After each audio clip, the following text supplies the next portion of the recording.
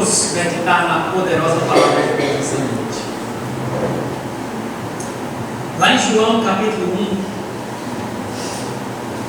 versículo 1, nós encontramos um relato de João acerca da criação. Olha só: no princípio era o Verbo, e o Verbo estava com Deus, e o Verbo era Deus. Amém. E eu gostaria de usar esse texto e trazer uma reflexão sobre a palavra de Deus. A palavra de Deus, ela é poderosa em nossas vidas. Amém? A palavra de Deus, ela é muito linda. A palavra de Deus, ela é perfeita. A palavra de Deus, ela executa uma obra extraordinária na vida daquele que permite que ela penetre em sua vida. Nós encontramos várias ilustrações, várias metáforas acerca da palavra de Deus. A palavra de Deus pode ser como um rio na nossa vida. Sabe, um rio, queridos, ele é como uma fonte indesgotável. Essa palavra que está registrada no livro sagrado é uma palavra, são palavras aqui, nós colocamos como a palavra, como é algo que está atualizadíssimo, apesar da época em que foi escrito. Deus, meus queridos, Ele não escreveu apenas filosofia nesse livro. Não eram apenas pensamentos de uma época que foram válidos para uma época. Deus escreveu conhecimento prático. Deus escreveu sabedoria nesse livro. Interessante, e eu gostaria de atrair a atenção de vocês para a reflexão dessa noite, é que a mesma palavra pode executar resultados diferentes na vida de diferentes pessoas, de acordo com a atitude de cada pessoa em relação a essa palavra. Jesus, ele disse: quem tiver ouvidos para ouvir, ouça. Porque, queridos, a palavra de Deus, ela vai executar o seu efeito de acordo com os ouvidos para ouvir. Porque ouvir significa absorver. Ouvir significa deixar entrar. Muitas pessoas simplesmente deixam passar. Isso aí não é ouvir. Sabe quando às vezes você fala com alguém e você sabe que a pessoa está ali, a pessoa, o som, as ondas sonoras chegaram até aquela orelha, mas aí a pessoa diz: hã? Às vezes você está falando, conversando, aí você diz: não é fulano? A pessoa: hã? Ela estava ali, as palavras chegaram até as suas orelhas, mas não entraram, não foram compreendidas, não foram entendidas, não foram absorvidas, então não fazem efeito nenhum. Quantas vezes o pai dá conselhos para o filho e o filho não ouviu, o filho não deixou entrar, o filho não absorveu, e aí sofre as consequências depois, não é verdade? Da mesma forma, a palavra de Deus, ela fará efeito na nossa vida se nós permitirmos que ela entre, se nós concordarmos com ela, se nós acreditarmos nela e se nós deixarmos que ela faça o seu efeito em nós. Jesus contou lá em Mateus capítulo 13 a parábola do semeador. Ele conta que o semeador saiu a semear e a semente caiu numa parte à beira do caminho, e lá ele fala que os passarinhos comeram a semente. Quer dizer que quando a semente não entra no solo, e o solo é o seu coração, os passarinhos vêm e comem. E quando explicou a parábola para os seus discípulos, porque a multidão não entendeu, Jesus disse que o passarinho era o inimigo. Então, olha só, o inimigo está muito interessado na palavra que deveria entrar no seu coração. O inimigo está muito interessado em tirar a semente logo, depressa, antes que ela penetre no terreno, antes que ela entre no seu coração. Então, é muito importante, sempre que a palavra for ministrada, nós estarmos atentos a ela, para que ela penetre no bom terreno do nosso coração fértil e ela produza fruto. Naquela parábola, Jesus também disse que uma parte caiu em terreno pedregoso. E ele explicou para os discípulos que são aquelas pessoas que aceitam a palavra com alegria, mas não deixam que ela aprofunde. Nós precisamos buscar o aprofundamento na palavra de Deus. Sabe? Nós não podemos ser como pessoas irresponsáveis. Cristãos irresponsáveis são aqueles que não tomam a responsabilidade para si. Explique. Tudo é culpa dos outros. Se eu não tomo a responsabilidade para mim, tudo é responsabilidade do outro. Então eu não sou o responsável. Se eu não sou o responsável, eu sou o quê? Irresponsável. Agora preste atenção, porque muitas vezes isso acontece de forma inconsciente. E de forma inconsciente, nós nos tornamos sempre nanicos espirituais. E olha que nanicos espirituais estão fadados a morrer espiritualmente. Ou você vai crescer espiritualmente, ou como nanico vai morrer espiritualmente. E é muito importante que nós estejamos nos desenvolvendo. A Rose, ela foi à maternidade, e lá nasceu a Ângela, faz 30 dias. E no acompanhamento da Ângela, o médico, o pediatra, está sempre observando se ela está ganhando peso e se ela está crescendo. Então, duas coisas que o médico está observando: se ela parar de ganhar peso e se ela parar de crescer, está havendo algo muito errado. Tem que haver crescimento na nossa vida espiritual também. Pedro falou que a nossa vida espiritual deve ser semelhante à de uma criança, e nós devemos desejar ardentemente o genuíno leite espiritual. E mais uma vez aqui se referindo à palavra de Deus. Como criança recém-nascida, você não tem noção como é a Ângela quando está com fome. Você não tem noção como é a Ângela quando ela quer leite. Ela chora. E quando a Rosa demora, às vezes ela chora, a Rosa está no banho, a Rosa demora, meu Deus do céu, é o maior grito dentro de casa. Ela quer logo, ela quer imediatamente. E Pedro diz que a gente deve ser assim. A gente deve querer logo, a gente deve querer imediatamente, a gente deve querer e desejar a palavra com desespero. Amém, queridos? Nós devemos ser a tal ponto de, quando não estivermos tendo contato direto com a palavra, nós devemos ter contato direto com a palavra que já temos decorada. Você tem noção da importância de memorizar a palavra de Deus? Então, em todo o tempo, você está em contato com a palavra.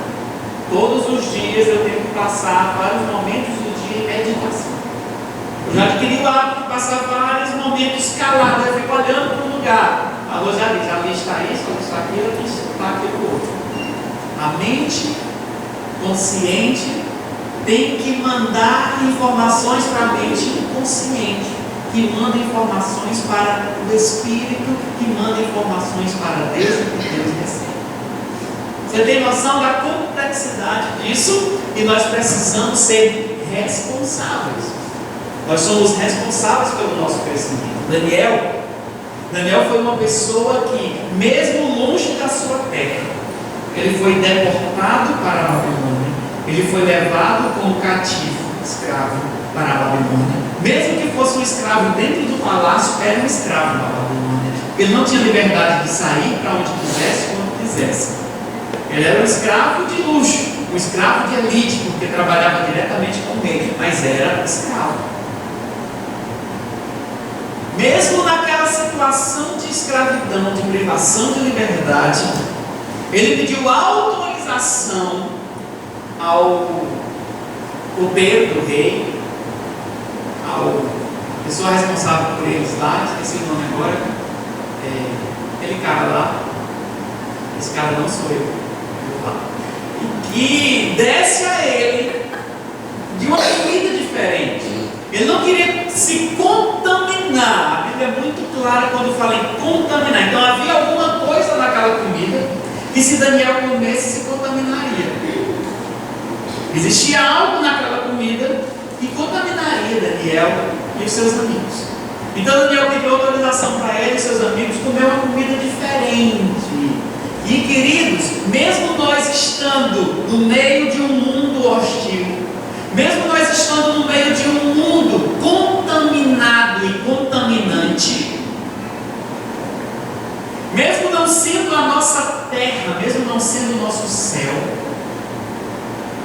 mesmo no meio de uma cultura perversa, malvada, maligna, nós podemos não comer dessa comida para que nos contaminemos. E nós devemos ter uma comida diferente, ter uma comida separada. Você não tem que andar com a moda do mundo, se a moda do mundo for contaminada. Você não tem que andar com as palavras do mundo, se as palavras do mundo são torpes. Você não tem que comer e absorver os costumes, as maldades, as malícias do mundo, se elas contaminam o teu coração cristão. Você pode ter uma alimentação separada, você pode ter uma alimentação diferente, e você pode ser 10 vezes mais sábio do que qualquer outra pessoa. Essa é a palavra de Deus. Queridos, pode ser muito lógico, pode parecer muito evoluído, tudo que existe aí fora, mas essa palavra aqui ainda pode deixar qualquer um de nós mais sábio do que qualquer pessoa que existe. Vai girar os costumes, vão inventar moda, vão dizer que pode isso e não pode aquilo, vão dizer que é melhor assim, que é melhor de outro jeito. Mas sabe de uma coisa, passarão os anos e sempre se voltará e se descobrirá que o melhor é do jeito que Deus disse que deveria ser. Essa palavra não muda. Jesus disse que passará o céu e a terra, mas a palavra dele não vai passar. Jesus disse que pode tudo ser destruído, mas a palavra dele permanecerá. Essa é a palavra. E outra coisa que eu quero ressaltar, por isso eu escolhi esse texto e tantos textos sobre a palavra que existe. Aqui, o autor de João, ele usa um termo, palavra. Alguns autores traduzem como palavra, nessa versão aqui está traduzido como verbo, e exatamente essa é uma palavra, é um vocábulo tão difícil de traduzir, mas a ideia desse texto dá ideia de ação, tá certo? Da ideia de movimento, da ideia de trabalho. Então, muitas vezes a palavra dentro de nós, ela pode mais parecer com um poço, como que água parada, água que não se movimenta. E meus amados, a água do poço, ela facilmente é uma água poluída, é ou não é? Antes de beber e tomar uma água de poço, se leva para fazer análise, é ou não é, pessoal? A não ser que seja um poço de água muito profunda, e a gente sabe que ali há veios em que existe corrente de água. Por isso que é mais fácil de ter água pura por ali, porque normalmente corre de rios e anda pelos veios ali da terra e formam os poços artesianos que eles cavam aí e tem água potável. Mas não é uma água que fica estagnada, não é uma água que fica parada. Onde existe água parada, existe contaminação. Assim é com a palavra que não faz ação na nossa vida. Assim é com a palavra que a gente escuta e não coloca em prática. Disse Jesus, lá em Mateus capítulo 7, eu não vou pedir para ficar abrindo, porque eu vou citar muitas coisas aqui, eu quero mais a atenção de vocês. Mas pelo menos uma ideia for absorvida vai mudar completamente a vida de vocês, não somente nesse ano, mas em todos os anos. Eu estou falando tão devagar que você quer se prende mais a atenção. Lá em Mateus capítulo 7, Jesus disse que o homem construiu a sua casa sobre a areia. O homem todo. Sopraram os ventos, veio um rio, a tempestade, a casa caiu. E o homem sábio construiu a sua casa sobre a rocha. Ele cavou até chegar na rocha e ali construiu a casa com um bom alicerce. Veio a tempestade, sopraram os ventos, correram os rios e ela permaneceu de pé. Jesus disse que assim é aquele que ouve a palavra e coloca em prática. E aquele louco é o que ouve a palavra e não coloca em prática. Muitas vezes, alguns cristãos dizem, mas eu vou aos cultos todos os domingos, eu escuto até no rádio, eu até leio a Bíblia, mas a minha vida está uma bagunça. Primeira tempestade que vem, você está se desesperando, está quase sendo destruído, está quase desistindo da vida. Porque não é só ouvir a palavra. Ouvir a palavra é bom, ouvir a palavra é maravilhoso, precisamos ouvir a palavra, nós temos que ouvir a palavra, mas temos também que praticar a palavra.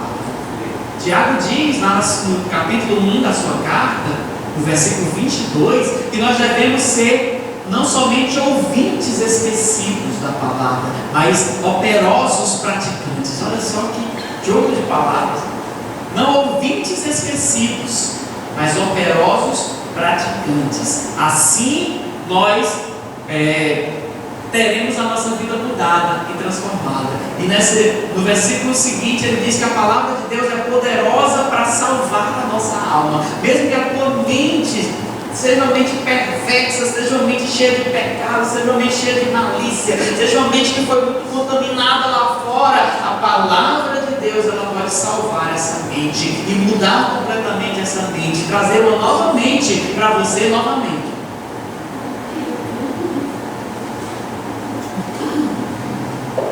A palavra de Deus não praticada, ela é como um poço e ali pode poluir.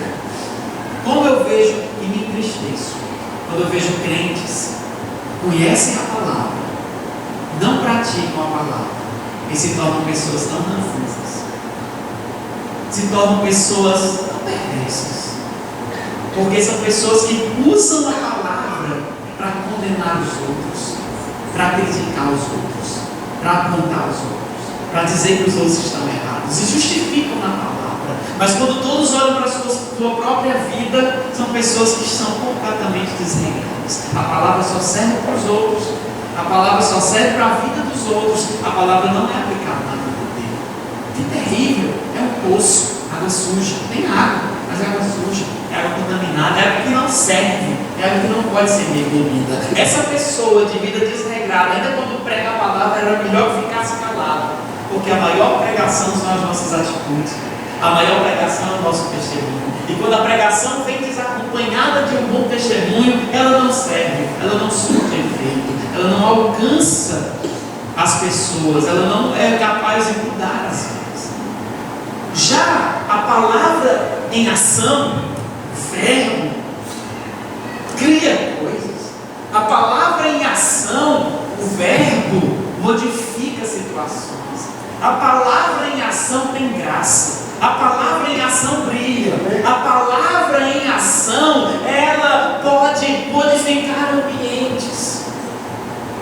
A palavra em ação, ela é linda, ela é maravilhosa, ela é poderosa. A palavra em ação é como um rio. Olha o que acontece ao redor de um rio, gente. Existe vida, peixinhos, vida. Existe a vegetação que nasce ao redor, vida. Tem pessoas que vão e bebem daquela água, é vida. Tem pessoas que se divertem ali, se banham, é vida. Um rio, ele em muitos lugares chega a ser um ponto turístico. As pessoas querem construir suas casas próximas aos rios. Um rio modifica completamente o ambiente ao seu redor. O rio gera vida. Assim é a palavra na vida daquele que pratica a palavra. Ele atrai. Ele modifica o ambiente, ele transforma. É algo lindo e maravilhoso. E assim deve ser a nossa vida. Queria que esse ano, cada palavra que for ministrada aqui, eu prometo a trazer cada domingo, cada quinta-feira aqui, uma palavra de vida para você. Uma palavra que será capaz de mudar a sua vida. Uma palavra que será capaz de mudar o seu lar, sua família, seu casamento, seu relacionamento com os filhos, com os amigos, para você se melhorar como pessoa. Mas eu queria que você fizesse uma decisão, uma determinação essa noite, de que você vai ouvir, você vai gostar, mas não só vai ouvir e vai gostar, você vai colocar imediatamente em prática. E você vai decidir ser uma pessoa melhor. E você vai saber que a palavra na sua vida não vai ser como um poço, a palavra na sua vida vai ser como um rio, que vai fluir e que vai gerar vida. Combinado? Quem deseja esse ano, e cada mensagem que houver, as 52 semanas que teremos, você vai multiplicar pelo menos 52 vezes, 52 coisas na sua vida. Já pensou? Você vai terminar um ano muito melhor, e você vai se tornar um cristão muito melhor, e sua vida será assim sim, muito mais abençoada. Amém, gente?